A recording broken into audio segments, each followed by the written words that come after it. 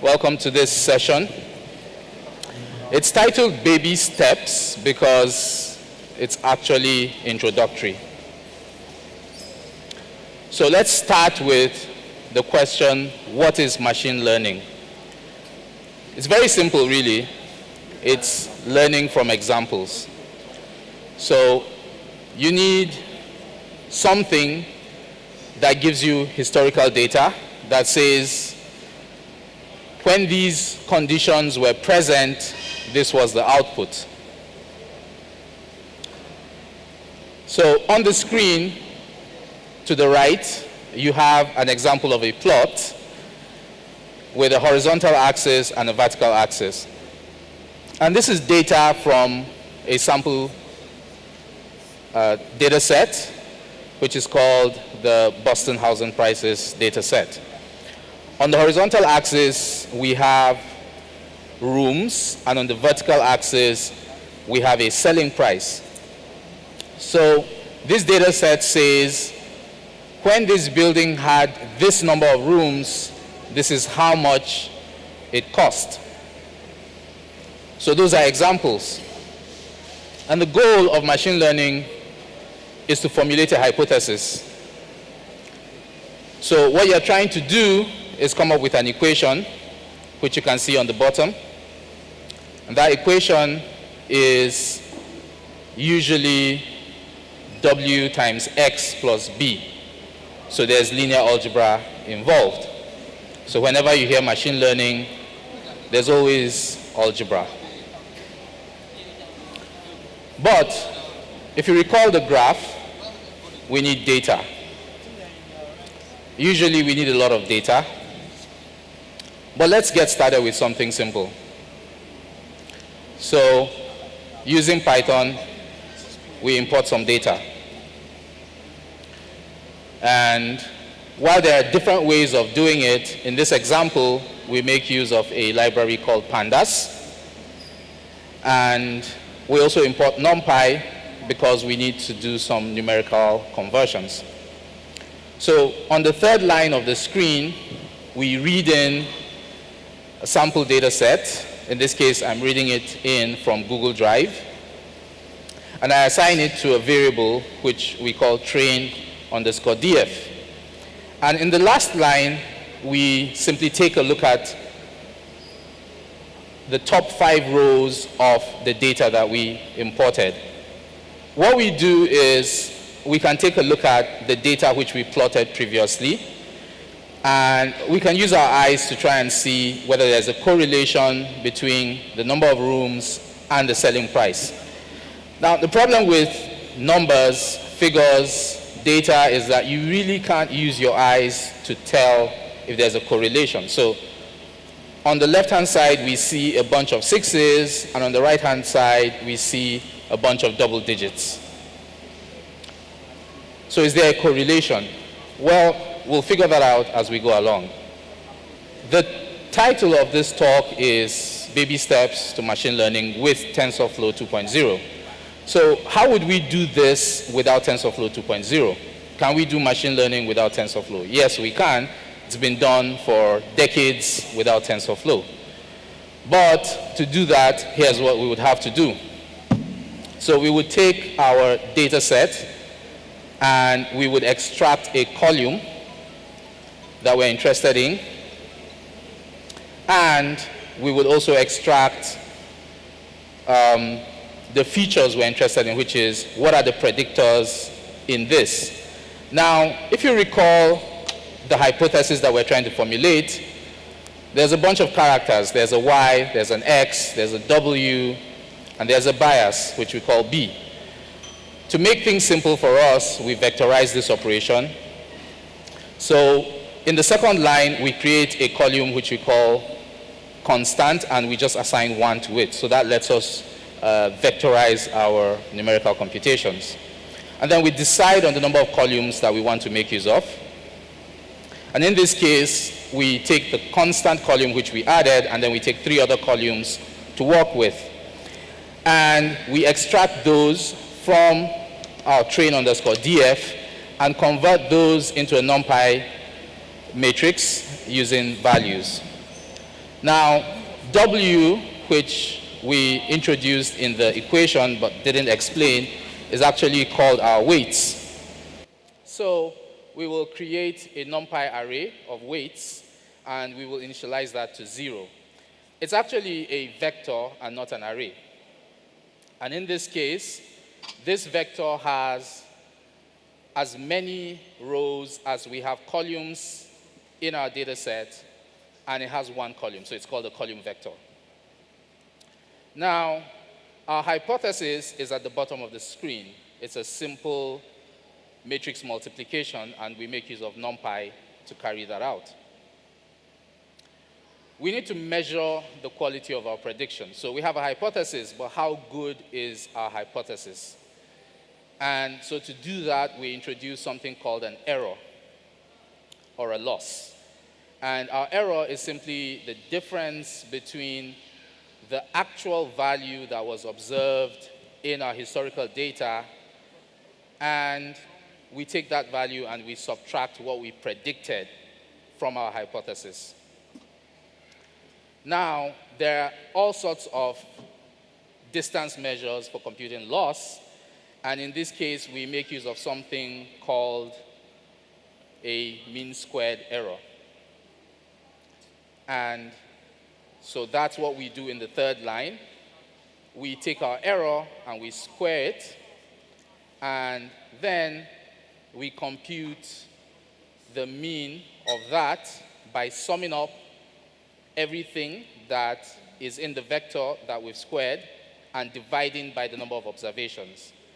And we can then find something that's called a root mean squared error by just taking the square root of that. Now, what the loss does is it helps us to improve the quality of our hypothesis. So we're going to go back and we're going to try and improve our predictions. And how we do that is we make small changes to the vector of weights. And to do that, we decide to track our operations as we go along. So we create a bunch of Python lists. We have costs as a list, and then we have weights 0 and 1. And then we introduce something else called a learning rate, and it needs to be pretty small. In this case, it's 0.001. And then we need to iteratively improve our hypothesis. So we decide on how many times we're going to improve that hypothesis, and we call that the number of steps. And so using simple Python and NumPy, we do this. We introduce an iteration, and we iterate as many times as we want to have steps, and in this case, we said we wanted to have 20 steps. So for 20 steps, we start by taking the weights that we had in our vector, we make a prediction, we compute the error, and then we have to do something. So we need to introduce differentiation to our loss function. So loss functions in this case need to be what's called a differentiable function. And once we carry out that differentiation, we then program it in along with our learning rate for something called a gradient update rule. And at the end of the day, the code, when you run it, will show you how your loss has reduced, meaning that your hypothesis has improved. After iterating to reduce our loss, we're able to see on the graph that our loss has reduced considerably.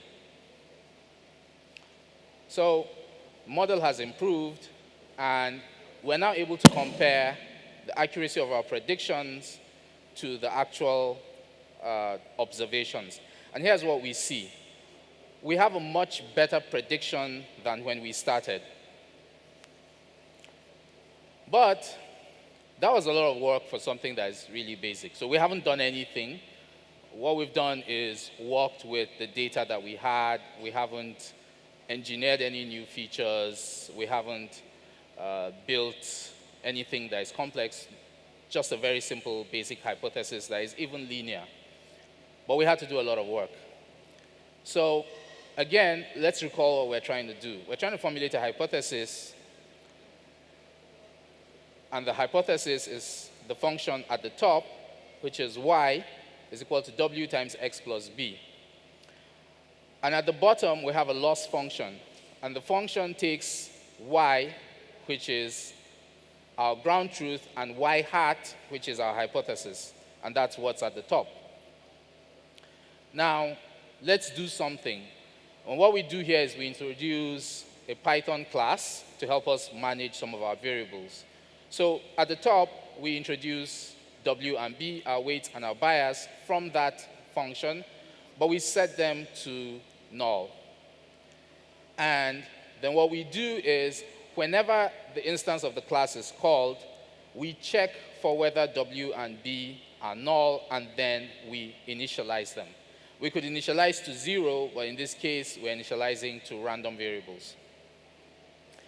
And we do the same thing that we did in NumPy.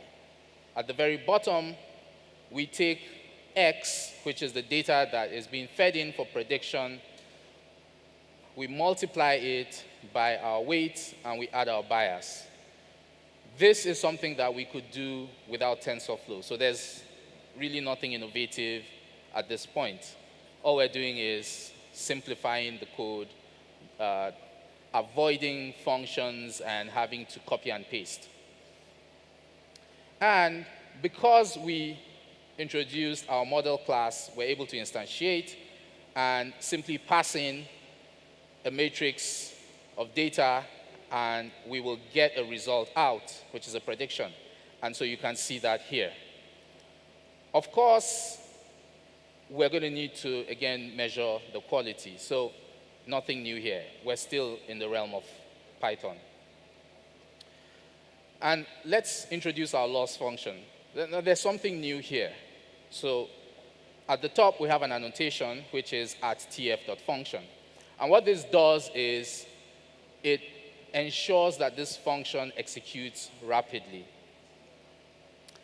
And if you notice, this function takes in two things, our prediction and our actual ground truth. And what we do here, even though it looks a bit complicated, is if you start reading from the inside outwards, what we do is we subtract the prediction from the ground truth, we square it, we sum it up, and then we divide it by the number of observations. And that's what reduce mean is. So at this point, the only thing that we've done new is we've introduced an annotation that speeds up the operation. Again, we're not using we're not using NumPy, we're using TensorFlow, but it's nothing that is completely different from if we were using NumPy. But there's one new thing. When we made use of NumPy, we had to differentiate our loss function manually, and that's subject to error. So the interesting part here is we define a training step. In NumPy, we had to implement a loop, and then we had to do gradient updates manually after implementing our differentiated function. What we do here is we define a training function, and that training function will take an instance of the class. It will take x, it will take x, it will take y, and it will take alpha. X being the data that we're trying to use for our predictions, y being the actual observed value, which we're trying to predict, and alpha being the learning rate. We already saw alpha when we were dealing with NumPy. Now, to get started, we convert x and y into tensors. I'm not going to get into tensors, but essentially tensors are like matrices. They're like NumPy matrices. but they support much higher dimensions and really fluid operations. Now, on the third line, or on the fourth line, you see with tf.gradient tape as t. And that is the secret sauce here. So what we have is what's called automatic differentiation. So we already said that your loss function needs to be differentiable. You need to be able to differentiate your loss function. Now, gradient tape will handle that differentiation for us automatically. So to do that, we introduce a method from gradient tape, which is called watch. And what we're saying is x is going to be used in some computations, and afterwards, we're going to want you to differentiate those computations. So watch x. And then we make use of our loss function, which we've already defined, and then we pass in model, a call to model, and when we pass in x to that, it returns a prediction. So loss takes two things, a prediction and a ground truth. And the output of loss is stored in current loss.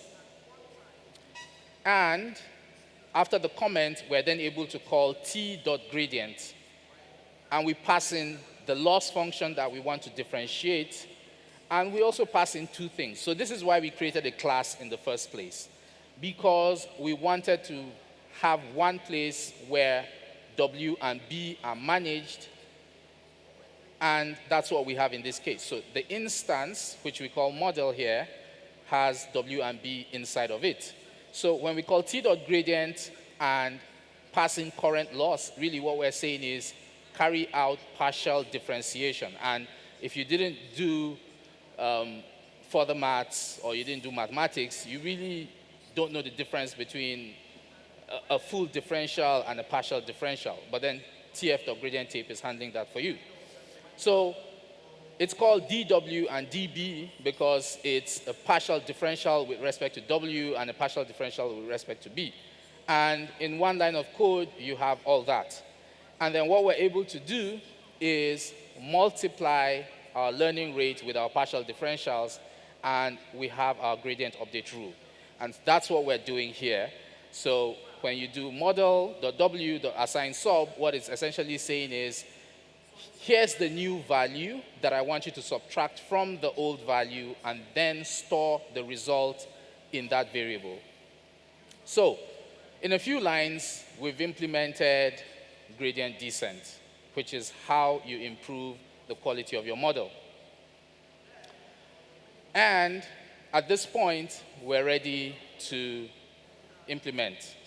So we import data, we split that data. So previously, we already had data frame, and when we call df.sample, and we set our fraction to 0.8, what we're saying is take 80% of the data and store it for training, and then the remaining 20% is what we'll use for test. And we do that by dropping the indices of the first 80% from our data frame. We have an entire data frame, so we need to decide on what columns we want to use. We can use all the columns if we want, but in this case, we use a subset. We make use of 7 columns here.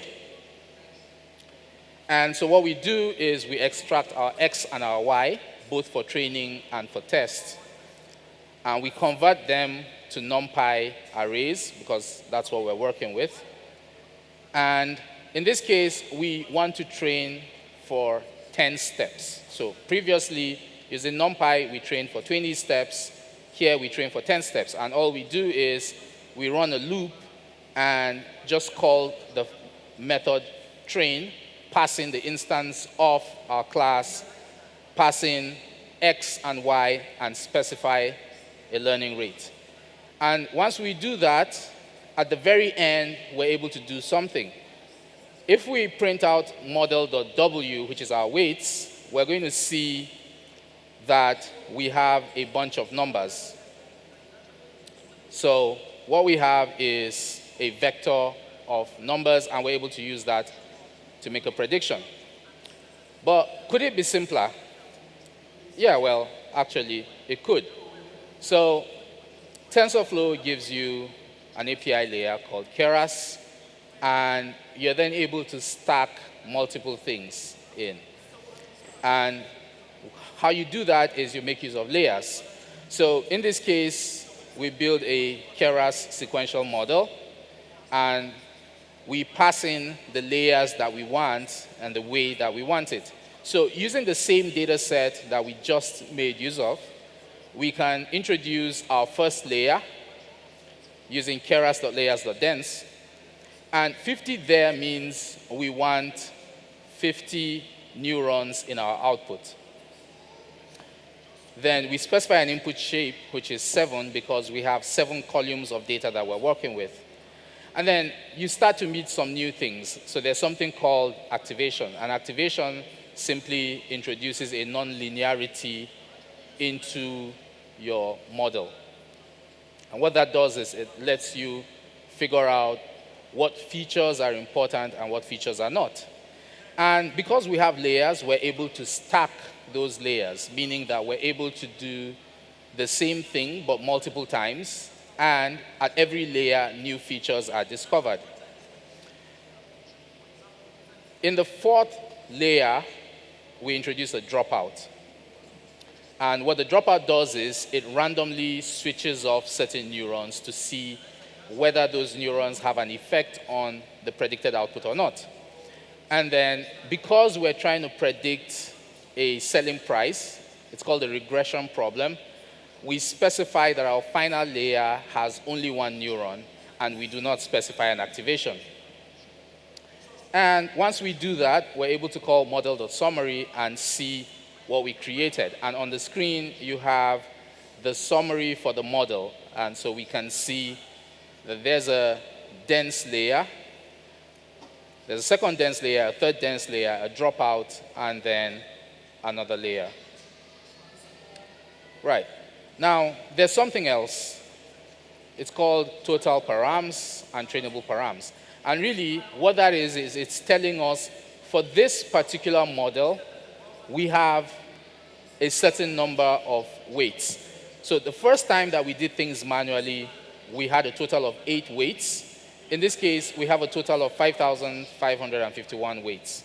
Now, that's a lot. That's getting to be a bit much. So if we were doing manual computations, we would have to keep track of about 5,500 weights, which would be insane.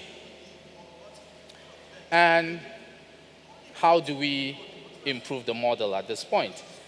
We saw previously how we had to do differentiation and then iterate over that.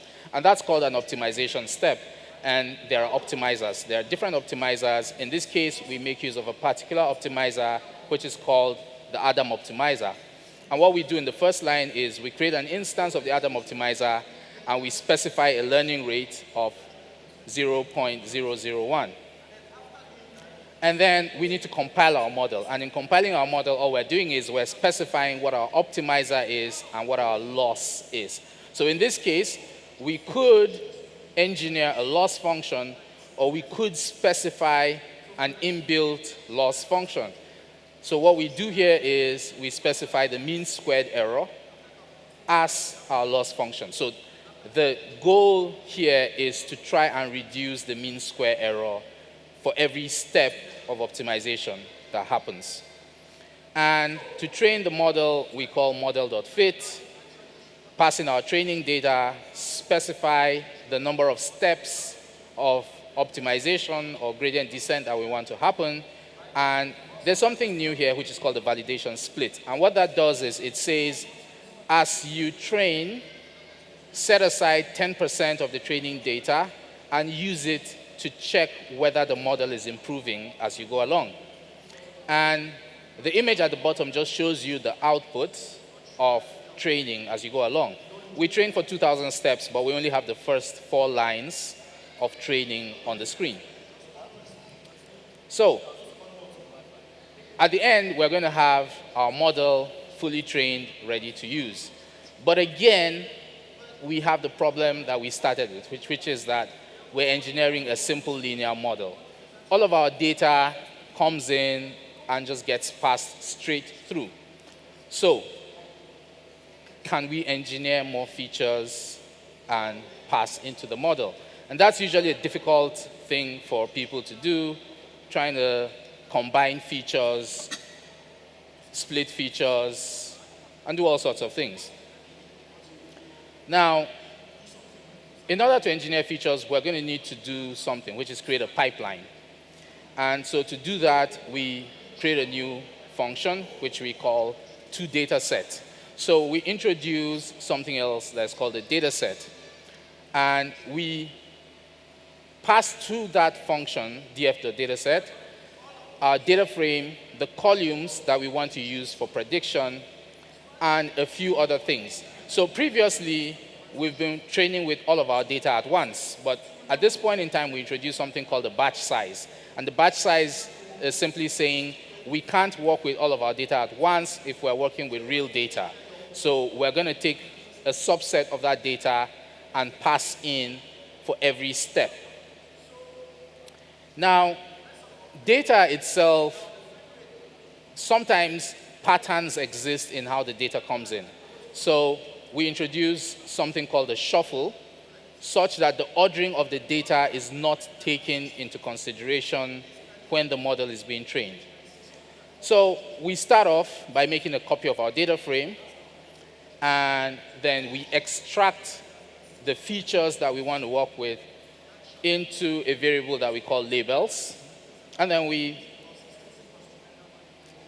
extract the features that we want to work with from that data frame into something that we call features_df. Labels will be what we're trying to predict. So in the next line, we create a data set using something called tf.data.dataset. And there are various sources of data sets. So you can get data sets from files. In our own case, we already have data in as NumPy arrays.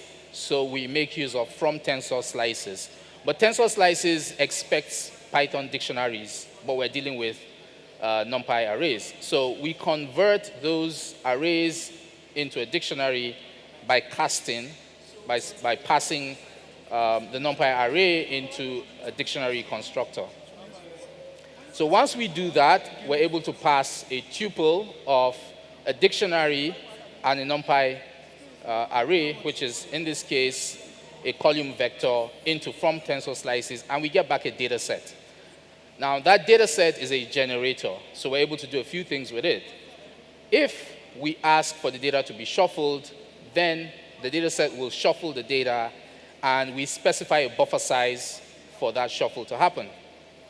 And then we start to extract batches from our data set, and we return those batches. So whenever we make use of this function, we get a batch of data returned to us.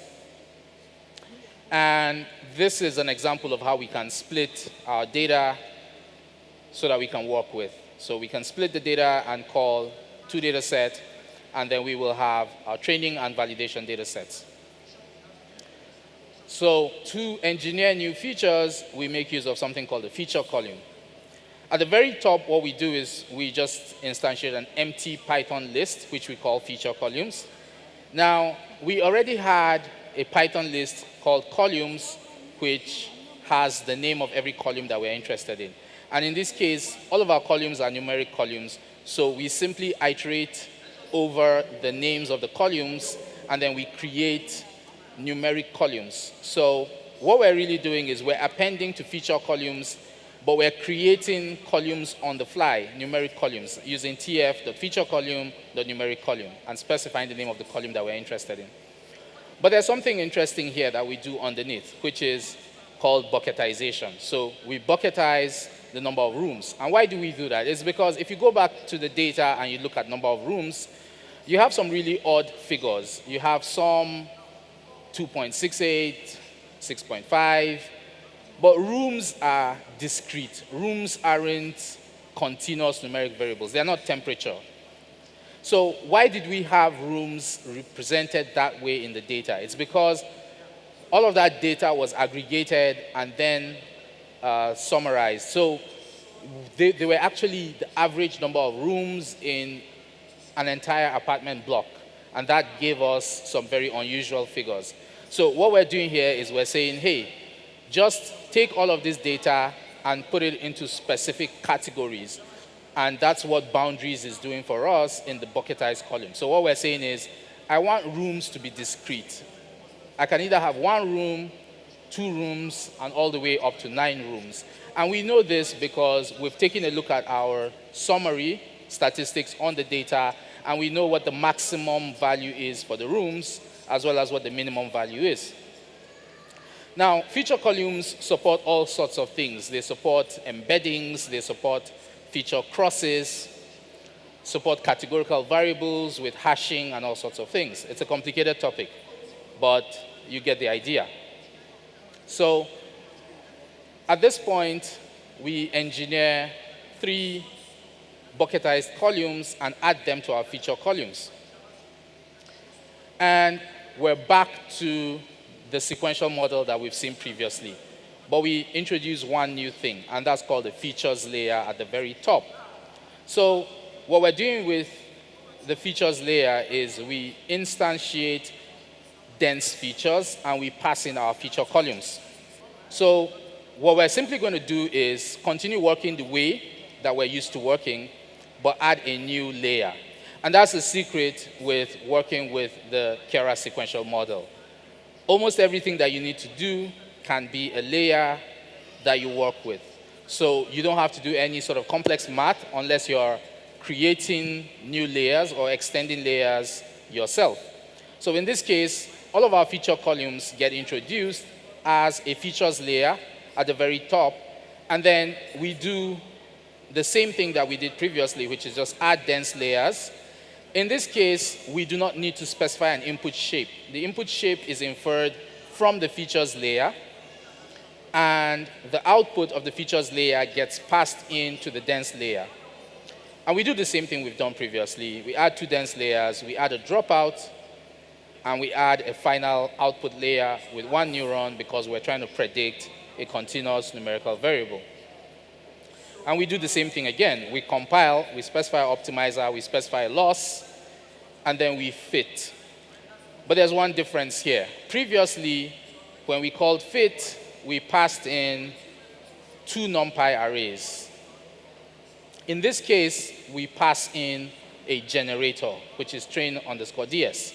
And we got train_ds by making use of TF2 dataset, which is a function that we created. And you're back to doing the same thing. So it was just a few extra lines, but those lines let you do more complicated things than you would have been able to do with NumPy. And that's it, really. That's a very basic introduction to machine learning with TensorFlow and the Keras API. So we'll take questions.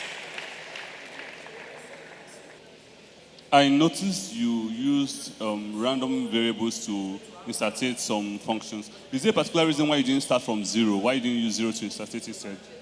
Right. So when you're dealing with things like linear regression and logistic regression, you instantiate using zeros because the loss function for linear regression is a convex or concave shape before you differentiate.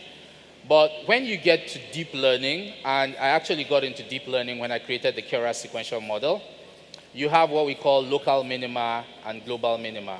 So if you use zeros to instantiate, then you're going to have difficulty with convergence. So in deep learning, you instantiate with random numbers. So that way you don't start from the same place every time. Good afternoon. Yeah. You tried making mention of a book to better learn TensorFlow. Is there a kind of a book to do? So TensorFlow itself, the best place to learn it is the documentation. So there are 2 things, really. There's knowing what you want to implement, and then there's implementing it. So, machine learning on its own is learned separately from TensorFlow. Like I mentioned, all of these things could have done NumPy. Well, we could have done with NumPy. Strings is it runs on GPU, so it will speed up the computations, much if you work with NumPy. So if you know how to do NumPy, to learn how to do it with TensorFlow, right? The TensorFlow documentation is sufficient to say, how do I do this particular thing? But then knowing what you want to do is a completely different story. Okay, thank you, sir. While you explaining, I discovered that you seems to know theoretical background of each function. So, and that also guides what you do. So does that come with experience, or do you have statistical background? Or does having statistical background give someone leverage? I just want explanation around that.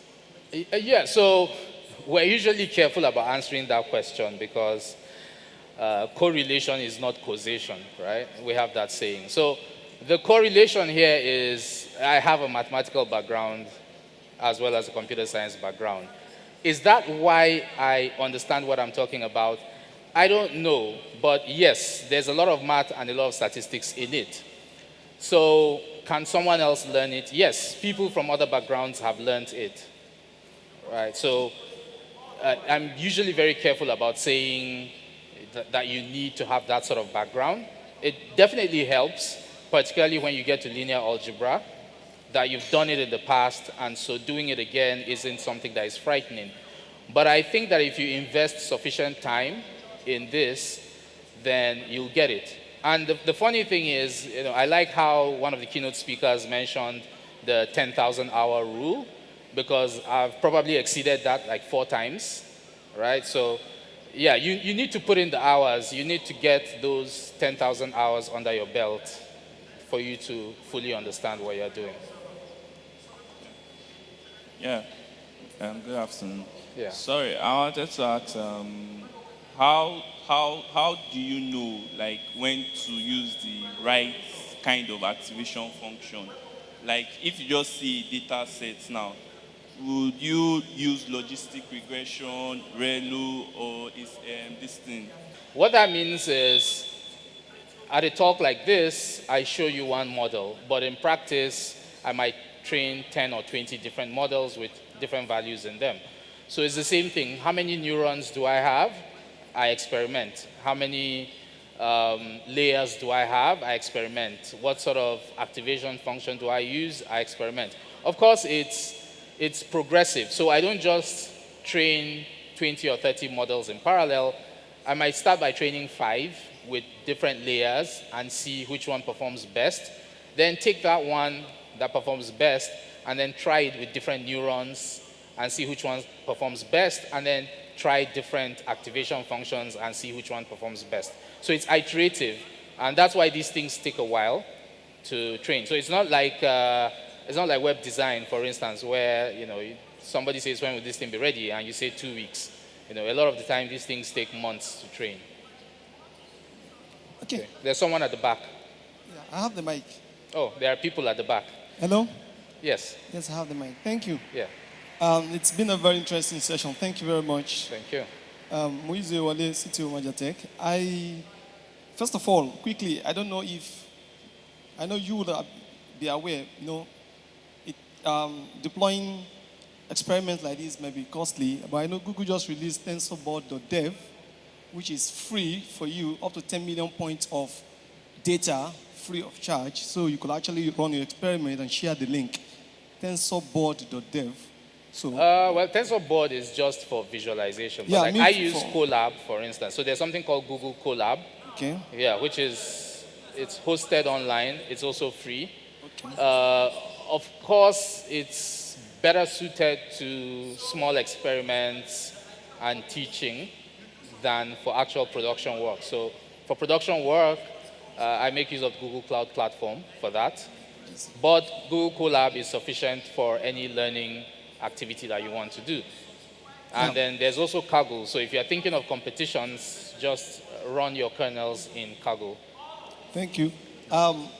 Secondly, please, from my experience generally, I have observed that the background in mathematics, engineering, actually help with understanding of machine learning and data analytics. So I wouldn't know from the question that was asked, I know you're trying to be careful, but at the same time, this is from a personal experience of a project I did in my B engine research thesis, which was actually part of a PhD project my supervisor did. We had to actually use this interactive iterative model to actually simulate this temperature history in automobile, as used in the automobile industry. But I knew what I actually went through trying to do that. Then there was no TensorFlow. But then the experience from there made me realize that how deep you can go, like you want to go as far as deep learning, and depends on how strong your numeric and mathematical background is. Do you agree to that? Well, so again, I'm going to answer carefully. But the answer is going to be you can learn anything, as long as you give yourself time. I think the problem is sometimes people want to spend 10 or 20 hours learning something and they think that it's sufficient. Yeah. But it's not, right? So even with the mathematics background, like I said, I have put in the 10,000 hours for machine learning, which is separate from the 10,000 hours for learning mathematics and statistics. So you need to have that we die here mentality. Like you need to learn it, but learn it well, Yeah, thank you. And lastly, please. Yes. I have issues. If you look at the Waymo use case, yes. Waymo, the self-driving car, yeah. you actually know the billions of data sets they actually train before they can actually come up with a successful. Yes. Yeah. So I don't know. And they actually leverage on the partnership with Google in getting access to some of these tools and data. How do we, in this ecosystem, a developer like me, let me say just a beginner like me, get access to that data? No, not just exemplary data, but actually live data I can use to train my model and actually get. I'm referencing projects like Project Euphonia, Project and that of Jacquard. Wherein, look at what Google has done. Yet, the model is still under training, and they're actually working with live data, and they have the platform to actually reach out. So how do we actually get access to that kind of data to actually have a model scale? Thank you. Right. So thank you for that question. I think it's the most important question, really, when it comes to machine learning. And that's why you see people say, that's why you see people say data is the new oil, right? Because for the people in the Western world who have understood it, they've made data the new business, right? So that's why they give you free platforms, you put the data there, and then they make use of the data, right? Because the platform is free, you can't say don't make use of the data. So coming back home, what's the real problem? The real problem is we're not open with data, right? So for example, the UK government has a uk.gov where they publish data. Right? The US government has a us.gov where they publish data, or a data.gov, something like that. But these countries actually publish data. They publish crime data, temperature data, all sorts of things. They have weather stations. All of that data from as far back as, I think, 60, 70 years is available. So you're able to build models around making predictions, correlating like harvest with climatic conditions and all sorts of things. Is there an African country that publishes data? No, right? But again, I have this joke. I say, well, it's because the white people don't have a saying, cover your yams until something. So we're always hiding stuff. You can't get data if you're hiding it. So you need to go out and get data, whether you start with the government or you do private sector, but somebody needs to go out and get data and publish that data. Without the data, you really do not stand a chance. And so that's why, honestly, it's the key is not in the algorithm. The key is in the data, right? So you can write an algorithm as well as someone in Facebook, but you don't have access to the images from Instagram.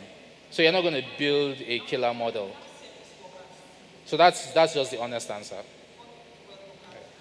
Good afternoon. Afternoon. Yeah, so initially I thought TensorFlow was used to build deep learning models. Until now, that you use it to build a linear regression model. So my question is this. Initially, I used stuff like scikit-learn. So what recommendations will you give a beginner like me to pick TensorFlow ahead of scikit-learn? Sorry, I can't hear you clearly. Okay, sorry, can you hear me now? Yeah. So I said I had this misconception that TensorFlow was used to build deep learning models, and scikit-learn is used to build stuff like linear regression models and probably logistic regression models. But until now, you showed me you could use a TensorFlow to build a linear regression model. So my question is, why would you recommend me to use, why would you recommend TensorFlow over libraries like scikit-learn in using it to build linear regression models and the likes? Do you understand? Yeah, I understand the question. All right. So yeah, it's a very interesting question.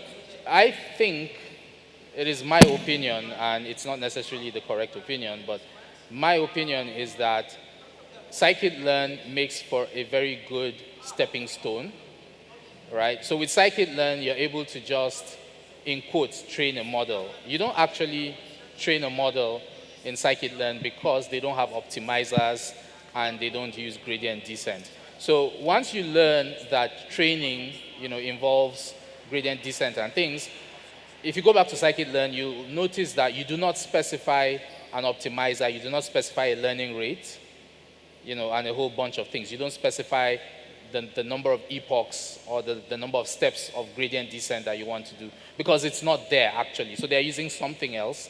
They're using some, I've forgotten what it is now, but there are some approaches that they're using, right? So scikit-learn itself is a wrapper around SciPy, which is a scientific Python library.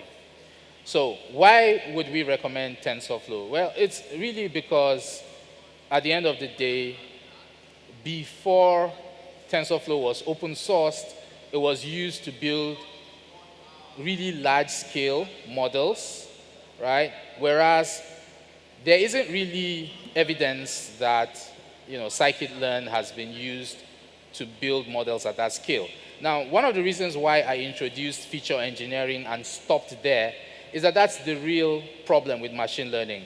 Machine learning really isn't about, I give you 2 columns of data and then you take it and you produce a model. It's about looking at the data and consistently engineering new features out of it. But it's also the fact that a lot of the time when you use scikit-learn, what's the size of your data set? 40,000, 100,000. That's not a lot. But when you get to TensorFlow, you start talking about hundreds of millions of records. You start talking about data that you can't download to your laptop. Even if someone brings it in an external drive, you really can't unzip it. If you unzip it, Pandas is going to crash. So this is the reason why it's called baby steps is like, this is just milk. This isn't the meat. This isn't the bones, right? There's serious stuff that goes on in machine learning. So all of that, oh, here's the data, just fit, is just to get you convinced that this thing works, and then you start to face real problems. But when you face real problems, you don't even use Pandas to read in your data. It's not going to work. You have other types of problems, right? Your data gets sharded, which is it gets exported from a data warehouse, broken up into chunks of files that then get converted into another format called TF records that you can read quickly, because if you leave it in CSV format, you have what's called an input bottleneck. And there's a whole lot more. So this is just like early days.